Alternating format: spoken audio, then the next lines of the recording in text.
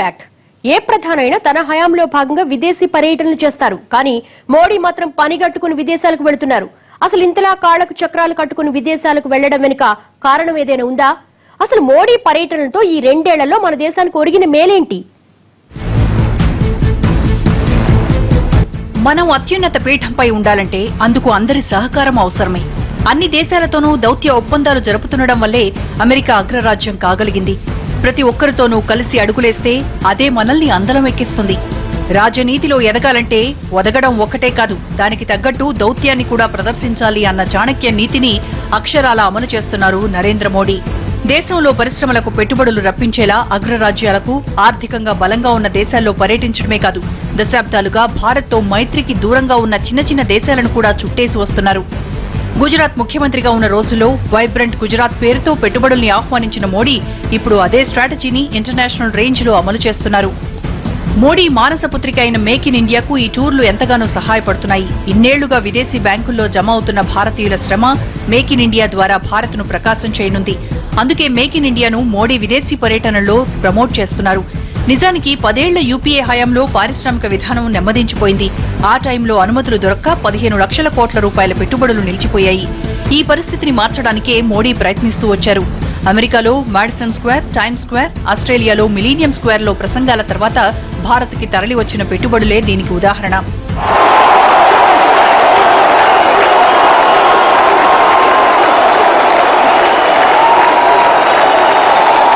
మోడీ ఇప్పటివరకు 3 సార్లు అమెరికా పర్యటించారు. జూన్ 4న ఆఫ్ఘనిస్తాన్తో మొదలుపెట్టి ఖతార్, స్విట్జర్లాండ్, అమెరికా దేశాలను చుట్టి వచ్చేయనున్నారు.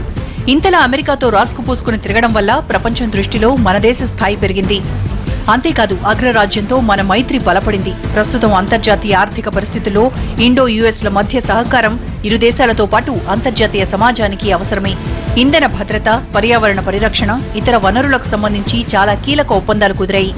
2022 కల్లా 175 గిగావాట్ల విద్యుదుత్పత్తి సాధించాలన్న భారత్ లక్ష్యాన్ని చేరుకునేందుకు అమెరికా ఇంధన పరిశోధన సంస్థలు కీలక సహకారం అందించనున్నాయి. దీనికి తోడు అమెరికాతో 100 కోట్ల విలువైన బోయింగ్ హెలికాప్టర్ల కొనుగోలు ఒప్పందం కుదిరింది. ఇక సిలికాన్ వ్యాలీలో గత ఏడాది మోడీ అక్కడి పారిశ్రామికవేత్తలతో జరిపిన చర్చలు వేల కోట్ల పెట్టుబడుల్ని భారత్కి తరలివచ్చేలా చేశాయి. ఇలా ఒక్క అమెరికాతోనే కాదు, ఆస్ట్రేలియా, కెనడా, జపాన్ వంటి ఆర్థిక శక్తులన్నింటితోనూ భారీగా వ్యాపార వాణిజ్య ఒప్పందాలు కుదుర్చుకున్నారు. ఇక ఇండియాలో స్మార్ట్ సిటీల నిర్మాణంలో ఫ్రాన్స్ తో ఒప్పందాలు కుదిరాయి. దేశంలో మౌలిక వసతుల అభివృద్ధి కోసం Saudi Arabia, United Arab Emirates కూడా ముందుకొచ్చి ఒప్పందాలు కుదుర్చుకున్నాయి. మేక్ ఇన్ ఇండియాలో భాగంగా భారత్లో M777 అల్ట్రా లైట్ వెయిట్ యుద్ధ విమానాల తయారీ కర్మాగారం భారత్కి తరలి వచ్చింది. వీటితో పాటు బోయింగ్ విమానాలు, F-16, F-18, F-35 యుద్ధ విమానాల తయారీ కేంద్రాలు కూడా భారత్కి తరలి రాబోతున్నాయి. ఇలా అన్ని రకాలుగా భారత్ను పరిపుష్టం చేసేలా మోడీ విదేశీ పర్యటనలు సాగుతున్నాయి.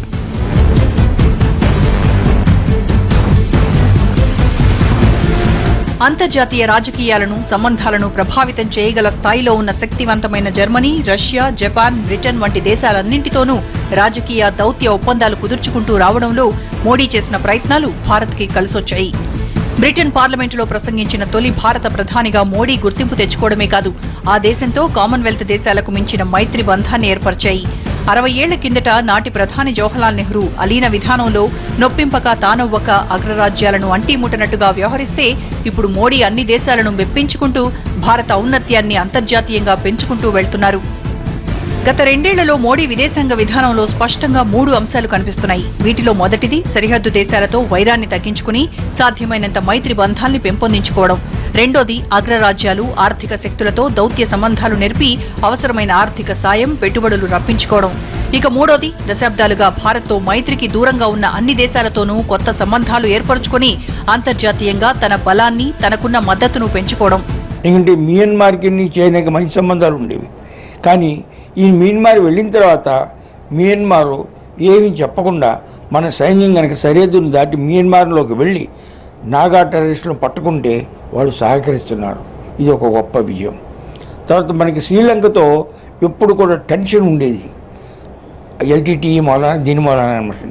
అటువంటి టెన్షన్ ఉండటం వలన మనకి వ్యాపారం కానీ సాంస్కృతికంగా కానీ సహచర్యం ఉండేది కాదు. తక్కువగా ఉండేది అనమాట అండి. కానీ మోడీ గారు అక్కడికి వెళ్ళిన తర్వాత అక్కడ ఉన్నటువంటి ప్రధానమంత్రి సిరిసేన మొన్న భాయి అంటున్నారు. నిజానికి గతంలో ఐక్యరాజ్య సమితి భద్రతా మండలిలో భారత్కి శాశ్వత సభ్యత్వం ఇవ్వాలని అడిగితే అంతర్జాతీయ సమాజం పెద్దగా స్పందించేది కాదు. కానీ ఇప్పుడు మాత్రం చాలా వరకు దేశాలు ఈ విషయంలో భారత్కి మద్దతు పలుకుతున్నాయంటే దానికి కారణం మోడీ పర్యటనలే. ఇంట గెలిచి రచ్చ గెలవాలన్న సూత్రాన్ని మోడీ అనుసరిస్తున్నట్లు కనిపిస్తోంది. అందుకే ముందు భూటాన్లో కాలు మోపారు, ఆపై సరిహద్దుల్లో ఉన్న అన్ని దేశాల్లోనూ చుట్టొచ్చేశారు. రాజీవ్ గాంధీ తర్వాత శ్రీలంక సందర్శించిన ప్రధానిగా పేరు తెచ్చుకున్నారు. రాజీవ్ గాంధీ తర్వాత గడిచిన 29 ఏళ్లుగా శ్రీలంకతో భారత్ అంటీముట్టనట్లే వ్యవహరిస్తూ వచ్చింది.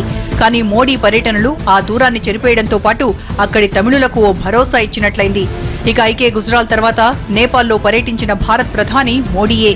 నవాజ్ షరీఫ్ కి షాక్ ఇచ్చేలా సడన్ గా పాకిస్తాన్ వెళ్లొచ్చిన ప్రధాని కూడా మోడీయే. ఇక బంగ్లాదేశ్ తో సహా అన్ని దక్షిణాసియా దేశాలను చుట్టేశారు.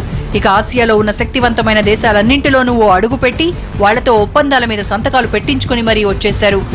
ఆర్థికంగా మనం ఎదగాలి అని చెప్పంటే విదేశాలతో వాణిజ్యం కావచ్చు, వాళ్ళ నుంచి మనకు వచ్చే సాంకేతిక విజ్ఞానం కావచ్చు, ఆ దేశాల నుంచి మన దేశంలో పరిశ్రమల కోసం పెట్టుబడులు కావచ్చు.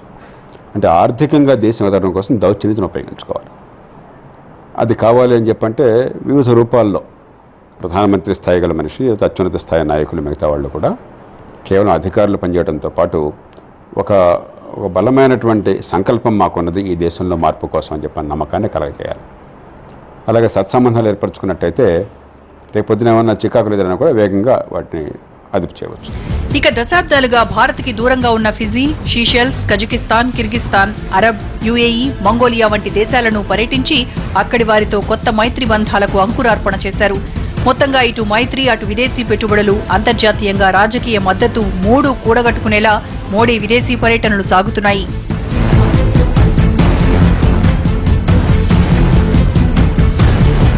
అంతర్జాతీయంగా తనను తాను పాపులర్ చేసుకోవడంతో పాటు భారత్ సత్తాను కూడా చాటి చెప్పేలా ప్రధాని మోడీ పర్యటనలు సాగుతున్నాయి.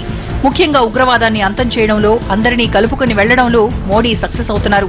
మొత్తంగా భారత్ను మరో అగ్రరాజ్యంగా తీర్చిదిద్దేందుకు ఈ టూర్లు ఉపయోగపడతాయన్న అభిప్రాయాలు వినిపిస్తున్నాయి.